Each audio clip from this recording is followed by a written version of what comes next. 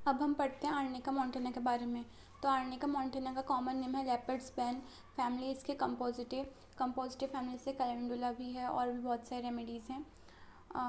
First point है nervous women, sanguine, plethoric persons, lively expression and very red face.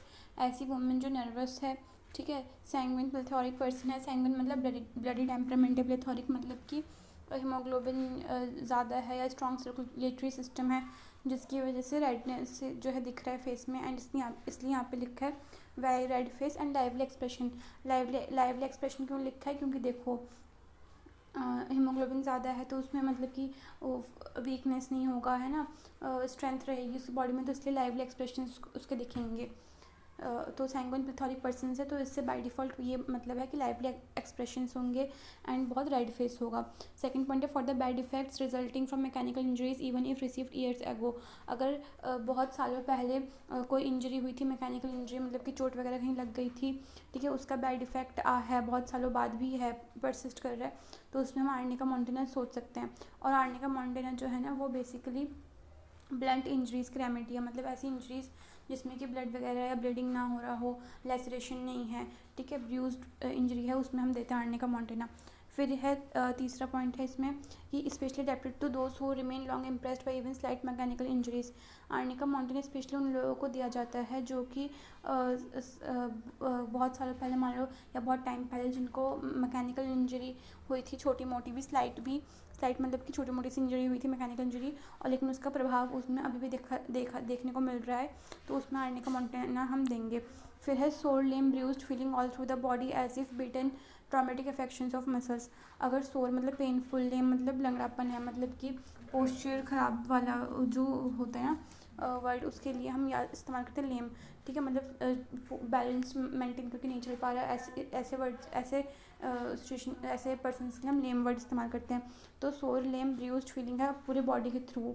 Bruised मतलब कि ऐसे लगता है जैसे चोट वोट लग जाती है तो उसके बाद जो पेन होता है उसको हम ब्रूज्ड पेन बोलते हैं ना, तो वैसे फीलिंग है पूरे बॉडी में, एज इफ बीटन, जैसे किसी ने उसको मारा हो। ट्रॉमेटिक अफेक्शंस ऑफ मसल्स, और मसल्स में कभी मैकेनिकल ट्रॉमेटिक अफेक्शन मतलब मैकेनिकल इंजरी की वजह से कभी दिक्कत, मतलब कभी मैकेनिकल इंजरी हुई है जिसकी वजह से दिक्कत हो रही है मसल्स में, उसमें आर्निका मोंटेना देते हैं। फिर हम mechanical injuries specially with stupor from concussion, involuntary faeces and urine. अगर मैकेनिकल इंजरीज है खास करके स्टूपर मतलब कि ड्राउजीनेस, स्टूपर मतलब ड्राउजीनेस लाइक स्टेट है।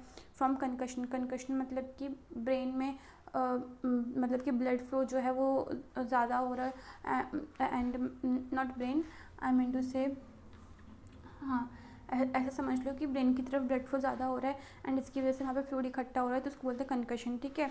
तो इस कंकशन की वजह से स्टूपर है, मतलब ड्राउजीनेस की स्टेट है, एंड इनवॉलेंट्री फीसेस है एंड यूरिन है, तो उसमें हम आर्निका मोंटेना देंगे। फिर after injuries with blunt instrument symphytum, और अगर ब्लंट इंस्ट्रूमेंट्स जो है उसकी वजह से इंजरी हुई है तो उसमें भी हम आर्निका मोंटेना देंगे। मैंने बताया था ब्लंट इंजरी के लिए, तो वही लिखा है इसमें कि ब्लंट इंस्ट्रूमेंट से इंजरीज है तो उसमें आर्निका मोंटेना देंगे। इसके अलावा इसमें सिम्फाइटम भी है। फिर है compound fractures and there profuse separation calendula. अगर कंपाउंड फ्रैक्चर्स के टाइप होते हैं ना, तो वैसे एक है कंपाउंड फ्रैक्चर्स हैं एंड उसके एंड साथ में उसमें प्रोफ्यूज सेपरेशन मतलब पस फॉर्मेशन बहुत ज़्यादा है, तो उसमें हम देंगे आर्निका मोंटेना। उसमें हमारे पास कैलेंडुला भी मेडिसिन है। फिर है कंकशंस एंड कॉन्ट्यूशंस रिजल्ट्स ऑफ शॉक और injury without laceration of soft parts, prevent separation and septic conditions and promotes absorption. अगर कंकशन एंड कंट्यूशंस है, कंकशन मतलब क्या होता है, मैंने बताया कि ज़्यादा ब्लड फ्लो होने की वजह से जो फ्लूइड इकट्ठा हो जाता है उसे बोलते हैं कंकशंस, एंड कंट्यूशंस मतलब कि चोट लगना, मतलब कि चोट लगने के कारण फ्लूइड इकट्ठा होना, उसे बोलते हैं कंट्यूशंस।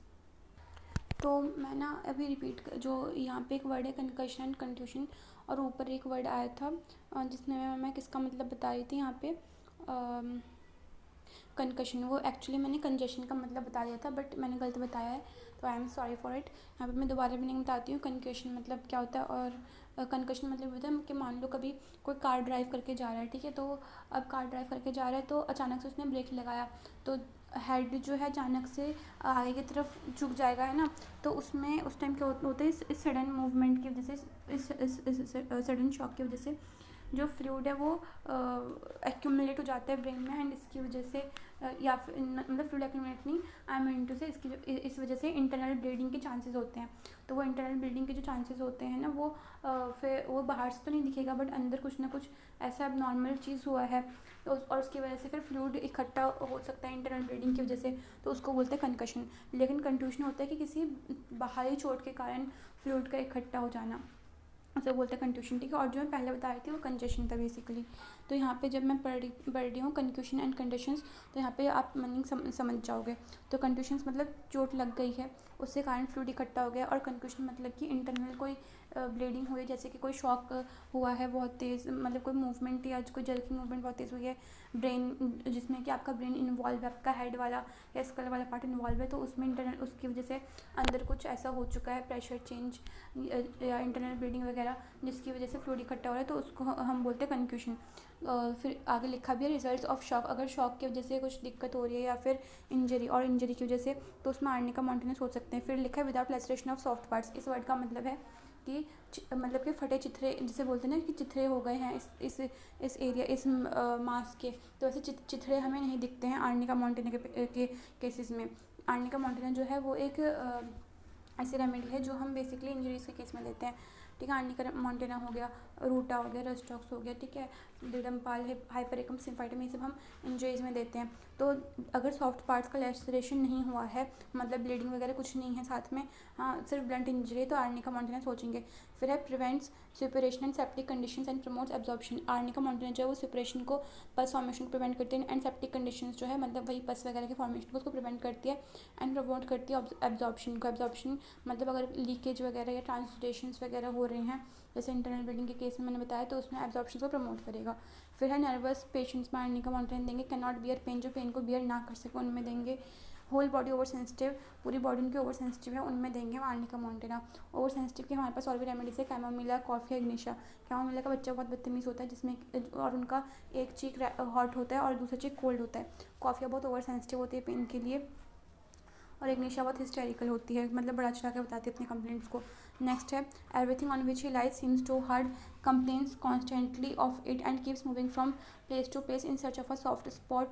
The parts rested upon feel sore and bruised. Baptisia parogen must move continually to obtain relief from the pain. Restocks मतलब कि जिसमें भी वो लाई करता है वो पार्ट उसको बहुत हार्ड लगता है आर्निका मोंटाना को, एंड उसके बाद में वो कॉन्स्टेंटली कंप्लेन करते हैं, एंड इसलिए जगह अपने बदलता रहता है ताकि उसे कोई सॉफ्ट स्पॉट मिल जाए। और नेक्स्ट उसके बाद ब्रैकेट में लिखा है पार्ट जिस पे वो रेस्ट करता है वो सोर एंड ब्रूस्ड फील होता है अगर, तो उसमें बैप्टिशिया एंड पायरोजन है। मतलब इसमें तो इसको लगता है आर्निका मोंटाना को कि वो जिसमें भी लाई कर रहा है वो पार्ट उसको मतलब वो जगह उसको हार्ड लग रही है, बट यहाँ पे क्या है बैप्टिशिया पायरोजन में उसको अपना बॉडी का पार्ट जिस पे वो रेस्ट कर रहा है वो उसको सोर एंड ब्रूस्ड फील हो रहा है, ठीक है। तो वो होगा बैप्टिशिया एंड पायरोजन, ठीक है। उसके बाद ये है must move continuously to obtain relief from the pain, और वो है रस्टॉक्स। रस्टॉक्स ऐसी रेमेडी है जिसको कि कॉन्टिन्यूसली मूव करना पड़ता है ताकि उसको पेन से आराम मिले, मतलब मोशन से उसका एम्यूलेशन है, ठीक है। फिर ये है नेक्स्ट लाइन में द फेस और head and face alone is hot, the body cool. जो फेस है आर्निका मोंटाना का है, उसका हेड है या उसका सिर्फ फेस की बात करें तो वो हॉट होता है, और उसकी मतलब अपर बॉडी हॉट होती है एंड बाकी जो बॉडी है वो कूल होती है। फिर है unconsciousness when spoken to answers correctly but unconsciousness and delirium at once return falls sleep in the midst of a sentence baptisia. मतलब आर्निका मोंटाना में ना अनकॉन्शियस देखने को मिलता है, मतलब जब वो आंसर दे रहा है पूरी तरीके से पूरा उसका आंसर कंप्लीट है, मतलब ऐसे जब वो आंसर जब उससे कोई क्वेश्चन पूछे ना पेशेंट से तो वो आंसर कर देगा, एंड जब पूरा आंसर कंप्लीट कर देगा तब उसका डिलीरियम हो जाएगा, ठीक है। मतलब कि डिलीरियम एंड अनकॉन्शियसनेस में चला जाएगा, मतलब कि वो अब अपने कॉन्शियसनेस में नहीं है। लेकिन अगर कोई ऐसे पेशेंट है जो आंसर बोलते बोलते उसके बीच में अनकॉन्शियस एंड डिलीरियम स्टेट में चला गया, तो उसमें हम बैप्टिशिया सोचेंगे, ठीक है। लिखा भी है falls asleep in the midst of a sentence baptisia. फिर है says there is nothing the matter with him. जैसे बड़े बुजुर्ग हम उनसे पूछते हैं ना कि अरे आपकी तो तबीयत ख़राब हो लग रही है, आप बैठ जाइए रेस्ट कर लीजिए, तो कुछ बड़े बुजुर्ग ऐसे बोलते हैं ना कि अरे नहीं हम मुझे कुछ नहीं है, मैं तो एकदम ठीक हूँ। तो वैसे आर्निका मोंटाना है, अगर उसको पेन होता है तो फिर वो बोलते हैं कि says there is nothing the matter with him, उसको कुछ भी नहीं हो रहा है, ठीक है, ऐसे बोलेगा arnica Montana.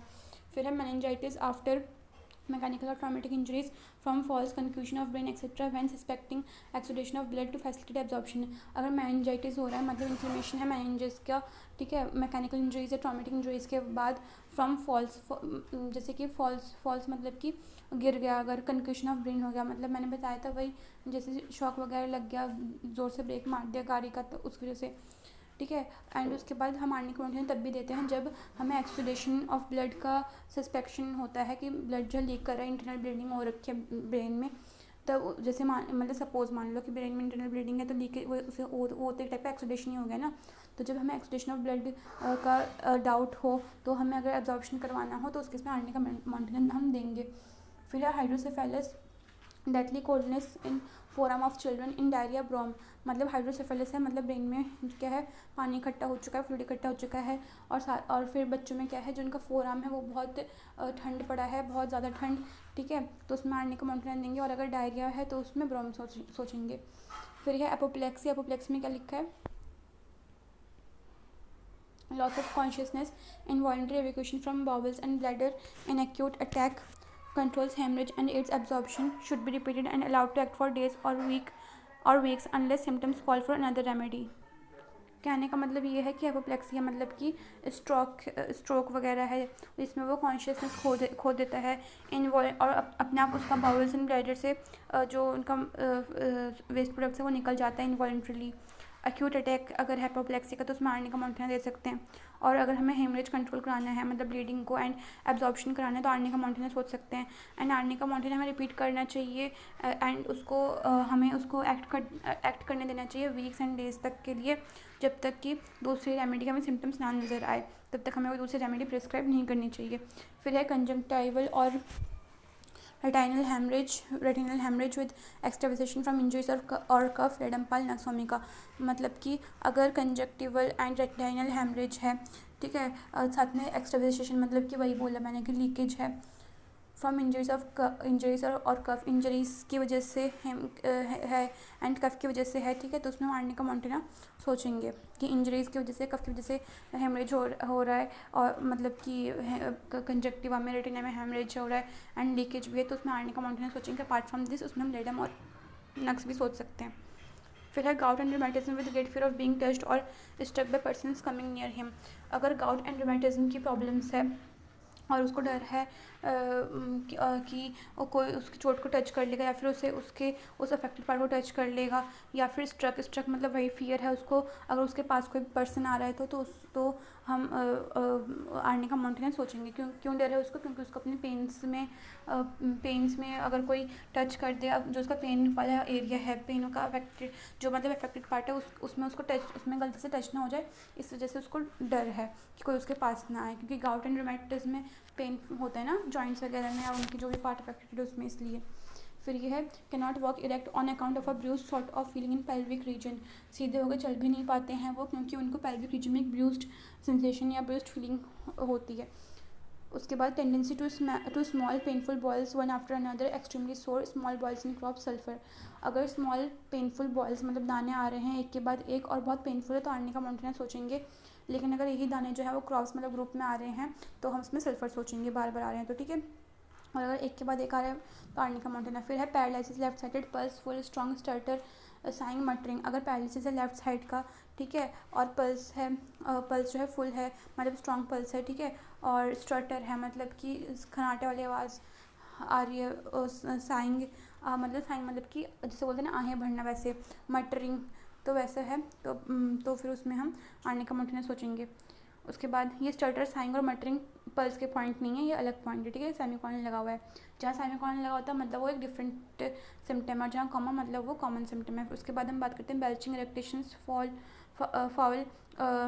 प्यूट्रेड like rotten eggs, मतलब बेल्चिंग मतलब बड़ी जिसे बोलते हैं ना बड़ी डकार, उसे बोलते हैं बेल्चिंग इरेक्टेशन मतलब छोटी डकार, तो उसमें आर्निक मॉनिटरिंग देंगे और स्मेल उसमें बहुत ही फाउल बहुत गंदी होगी, प्यूट्रेड सड़ी हुई होगी, ऑफेंसिव होगी लाइक रोटन एग्स और सड़े हुए अंडों की तरह, तो उसमें आर्निक मॉनिटरिंग देंगे हम। फिर उसके बाद हम देखते हैं dysentery with ischuria fruitless urging long interval between the stools, अगर डिसेंट्री है मतलब कि लूज ब्लड विद स्टूल जो होता है ना, उसे हम बोलते हैं डिसेंट्री, मतलब लूज ब्लड है साथ में स्टूल है, तो उसमें हम आर्निका मोंटेना देंगे। विद स्टूरिया, स्टूरिया मतलब कि यूरिन का रिटेंशन है ड्यू टू सम ऑब्स्ट्रक्शन, उसमें हम आर्निका मोंटेना देंगे। फ्रूटलेस अर्जिंग मतलब उसको अर्ज तो है बट उसका यूरिन नहीं हो रहा, तो उसमें आर्निका मोंटेना देंगे। और लॉन्ग इंटरवल है स्टूल्स के बीच में, तो आर्निका मोंटेना सोचेंगे। फिर है कॉन्स्टिपेशन में क्या है, रेक्टम लोडेड है, मतलब रेक्टम उनका पूरा भरा हुआ है कॉन्स्टिपेशन में, ठीक है। Faeces will not come away, faeces जो है नहीं निकलेंगे, इतना कॉन्स्टिपेटेड है रेक्टम लोडेड होने के बावजूद। उसके बाद रिबन लाइक स्टूल्स है, मतलब स्टूल्स जो रिबन लाइक शेप के हैं। From enlarge prostate, enlarge prostate की वजह से, या फिर रेट्रोवर्टेड यूट्रस, रेट्रोवर्टेड यूट्रस होने की वजह से, ठीक है। रेट्रोवर्टेड यूट्रस मतलब कि जो यूट्रस है वो फॉरवर्ड्स ना होकर बैकवर्ड्स टिल्टेड है, तो उस केस में हम आर्निका मोंटेना देंगे, मतलब इस वजह से कॉन्स्टिपेशन हो रहा है। एंड लार्ज इस वजह से रिबन लाइक स्टूल हो रहा है, मतलब कि रिबन लाइक स्टूल से इस वजह से मतलब कि एनलार्ज प्रोस्टेट है या फिर रेट्रोवर्टेड यूट्रस है, इसकी वजह से रिबन लाइक स्टूल से कॉन्स्टिपेशन में, तो उसमें आर्निका मोंटेना सोचेंगे। फिर क्या है soreness of parts after labour, अगर उसके पार्ट्स जो है उसमें पेन हो रहा है लेबर के बाद, prevents postmortem haemorrhage and puerperal complications, और अगर पोस्टमार्टम हेमरेज मतलब कि डिलीवरी के बाद ब्लीडिंग हो रही है बहुत, ठीक है, और लेबर के बाद उसके मतलब डिलीवरी के बाद उसके जो लेबर्स पेन होते हैं ना, उसके बाद उसके सोरनेस है उसके पार्ट्स में, एंड प्योरपेरल कॉम्प्लिकेशंस है, मतलब प्योरपेरल कॉम्प्लिकेशंस मतलब कि जो 14 डेज होता है ना after the birth of child, तो उस टाइम पीरियड को for the baby and for the mother, उस टाइम पीरियड को हम बोलते हैं प्योरपेरल। तो प्योरपेरल उस टाइम पे कोई कॉम्प्लिकेशंस अगर हो रहा है, ठीक है, जैसे मान लो बहुत ब्लीडिंग हो रही है, नहीं रुक नहीं रहा है, जो हेमरेज जैसे लिखा हुआ यहाँ पे, ठीक है, तो उसमें हम आर्निका मोंटेना दे सकते हैं। रिटेंशन और incontinence of urine after labour opium, अगर यूरिन का मतलब लेबर के बाद अगर यूरिन का रिटेंशन हो रहा है या फिर इनकॉन्टिनेंस हो रहा है, ठीक है, रिटेंशन और incontinence of urine after labour मतलब लेबर के बाद अगर यूरिन जो है वो रिटेंशन हो रखा है उसका, या इनकॉन्टिनेंस मतलब सही से फ्लो नहीं हो रहा, तो उसमें हम आर्निका मोंटेना एंड ओपियम सोच सकते हैं। रिलेशन है कॉम्प्लीमेंट्री है किसके, एकोनाइट के, हाइपरकिन रेस्टॉक्स है। सिमिलर है किसके, for soreness as if bruise baptisia china phytolacca pyrogen rhus tox ruta staph, ठीक है, मतलब इन सब रेमेडीज़ की सिमिलर है। अगर सोरनेस है जैसे ब्रूस्ड होने पे सोरनेस फील होता है ना, वैसा वाले अगर सोरनेस है तो ये सब रेमेडीज़ भी मतलब इन सब रेमेडीज़ का सिमिलर है आर्निका।